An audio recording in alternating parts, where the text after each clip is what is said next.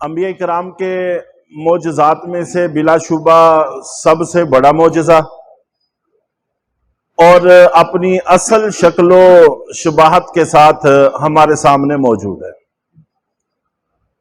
آج مثال کے طور پر کہیں اعلان ہو جائے کہ حضرت موسیٰ علیہ السلام کا عصا لاٹھی وہ کسی کو مل گئی ہے اور دلیل سے ثابت بھی ہو جائے کہ واقعی یہ حضرت موسیٰ علیہ السلام کا ہی عصا ہے، تو میرے خیال میں زیارت کرنے والے اتنی کثرت سے ہوں گے کہ شاید اس رش کو ختم کرنا ہمارے بس کی بات نہ ہو۔ اور نبی پاک صلی اللہ علیہ وسلم کا یہ معجزہ قرآن پاک نہ صرف یہ کہ صحیح دلائل سے ثابت ہے کہ یہ وہی ہے، اور اس کا درجہ بھی حضرت موسیٰ علیہ السلام کے عصا سے کہیں زیادہ ہے، اور بعینی ہی شکل میں ہمارے سامنے موجود بھی ہے۔ تو اس لیے ہمیں اس کو قدر کی نگاہ سے دیکھنا چاہیے اور اس کی تلاوت کا اہتمام کرنے کی کوشش کرنی چاہیے۔ چنانچہ حضرت عبداللہ ابن مسعود رضی اللہ تعالی عنہ نقل کرتے ہیں کہ اللہ کے نبی صلی اللہ علیہ وسلم نے ارشاد فرمایا کہ قرآن پاک کی تلاوت کے ایک لفظ پر ایک نیکی ملتی ہے، اور ایک نیکی یہ 10 کے برابر ہوتی ہے۔ چنانچہ جو بندہ الف لام میم اس کی تلاوت کرتا ہے، صرف الف لام میم، آپ نے فرمایا کہ میں یہ نہیں کہتا کہ یہ ایک حرف ہے، بلکہ الف علیحدہ حرف ہے، لام علیحدہ حرف ہے اور میم علیحدہ حرف ہے، تو یوں یہ 30 نیکیاں ملتی ہیں۔ اور پھر اللہ کے نبی صلی اللہ علیہ وسلم نے مثال یہ دے کر اشارہ اس طرف بھی فرما دیا کہ یہ نیکیاں ملنا فہم پر موقوف نہیں ہے، ہم قرآن پاک کا مفہوم سمجھتے ہوں تب بھی یہ نیکیاں ملیں گی، اور اگر نہیں سمجھتے تب بھی یہ نیکیاں ملیں گی۔ اور الف لام میم یہ ایسا لفظ ہے کہ جس کا معنی اللہ اور اللہ کے رسول نے امت کو نہیں بتایا، تو جب انہوں نے نہیں بتایا تو ہم ان کا معنی جان بھی نہیں سکتے۔ نہ صرف یہ کہ جان نہیں سکتے، جاننے کی کوشش کرنا بھی منع ہے۔ چنانچہ آل عمران کے پہلے رکوع میں اللہ تعالیٰ نے فرمایا ہے کہ متشابہات کے پیچھے وہ لوگ پڑتے ہیں جن کے دلوں کے اندر کجی ہوتی ہے، ٹیڑھا پن ہوتا ہے، نفاق ہوتا ہے۔ تو نہ صرف یہ کہ ان کے معنی ہم جان نہیں سکتے، ان کے معنی جاننے کی کوشش سے بھی ہمیں منع کر دیا گیا۔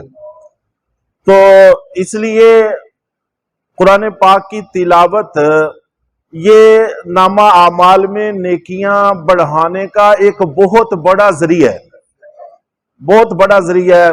بیٹھ کر بھی تلاوت کر سکتے ہیں، چلتے پھرتے بھی تلاوت کر سکتے ہیں، اس لیے کچھ نہ کچھ حصہ اس کا ہمارے سینوں میں محفوظ بھی ہونا چاہیے کہ جس کو ہم چلتے پھرتے پڑھ سکیں، نمازوں میں پڑھ سکیں۔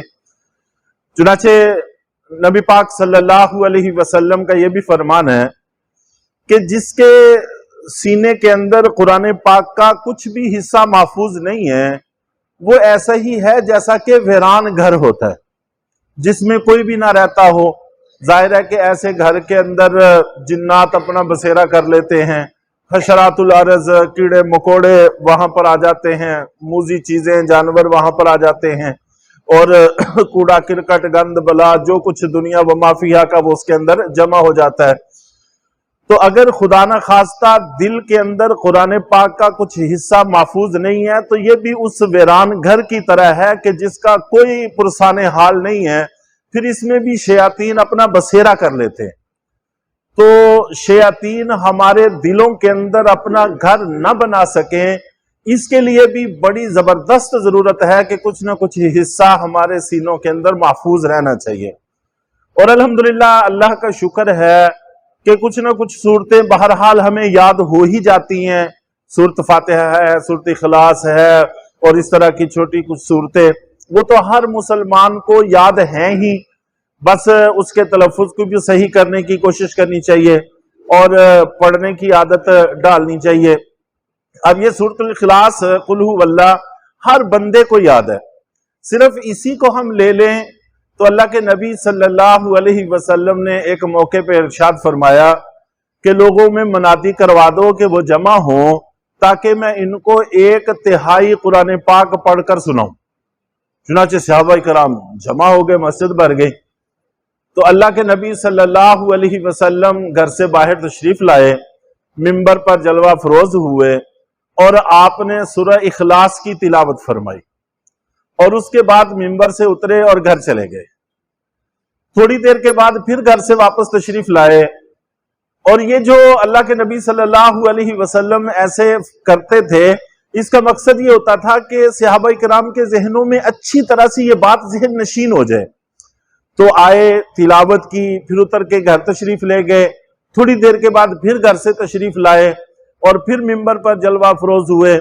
پھر آپ نے فرمایا کہ میں نے تمہیں کہا تھا کہ میں تمہیں 1/3 قرآن پاک پڑھ کر سناؤں گا، اور سورہ اخلاص یہ 1/3 قرآن پاک ہے، قرآن پاک کا 1/3 حصہ ہے۔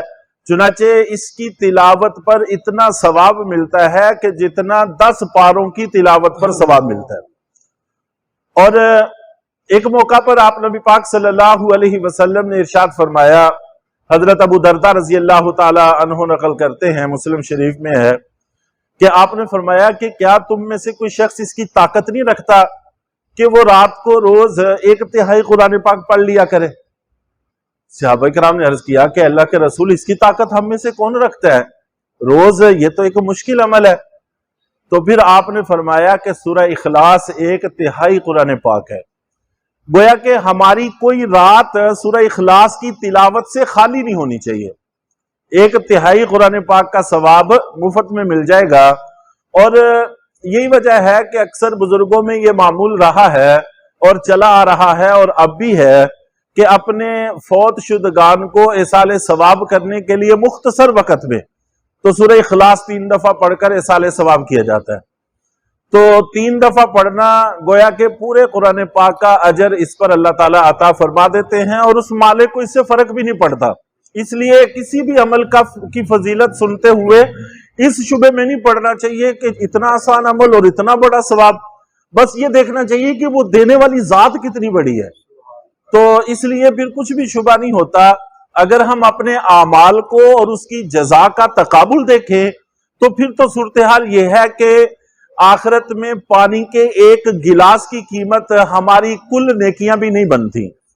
احادیث میں ایسے واقعات موجود ہیں کہ گرمی جہنم کی تپش محسوس ہوئی اور پیاس لگی، اس نے پانی مانگا تو اللہ تعالیٰ نے فرشتوں کے ذریعے سے اس کو کہا کہ ساری نیکیاں دے دو، پانی کا گلاس مل جائے گا۔ تو انسان کی کمزوریاں وہ چیزیں ہیں کہ انسان کے بس میں نہیں رہتا اس کو تحمل۔ تو گلے کو تر کرنا، منہ کو تر کرنا، یہ ایسی ضرورت ہے کہ وہ کہے گا کہ ساری نیکیاں لے لو لیکن پانی کا گھونٹ میرے گلے سے اترنا چاہیے۔ تو اگر ہم نیکیوں کو دیکھیں تو وہ تو پانی کے 1 گلاس 1 گھونٹ کی بھی قیمت نہیں ہے، لیکن اس کی عنایات جنت کی شکل میں وہ دیکھیں تو اس میں کوئی تقابل ہی نہیں ہے کہ ہماری نیکیاں کتنی اور اس پر جزا کتنی بڑی۔